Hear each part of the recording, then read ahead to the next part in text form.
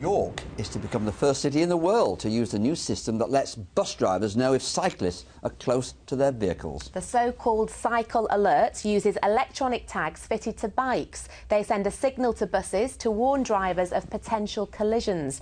It's being used on university transport first, but could soon be expanded across the city. Ian White's been to see the system in action. It's another day behind the wheel for bus driver Stuart Montgomery.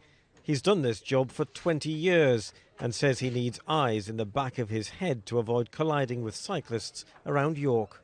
It tends to get a little bit hairy sometimes. You've got to, keep checking your mirrors and be aware of the things that's going on around you. Bus versus bike is a lethal combination. Across the country, there's been a big rise in accidents and fatalities. But now, one simple device the size of a pin badge is being trialled by York University and could make a difference.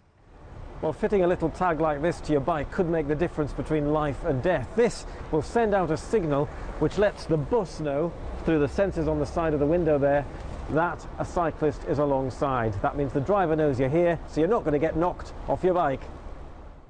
And he knows you're there because of this light display in his cab. Cycle Alert's inventor thought of the idea after hearing about a fatal accident involving a bike and a lorry. Too many cyclists are dying on our roads, especially in London and other large cities. And we think we can save lives and make it safer for cyclists. Student Mike Clough is a keen cyclist and says riding around York can be scary. I mean, you really do have to, look at where you're going. You have to be able to, visualise things in front of you and just really take your time, especially around the city centre.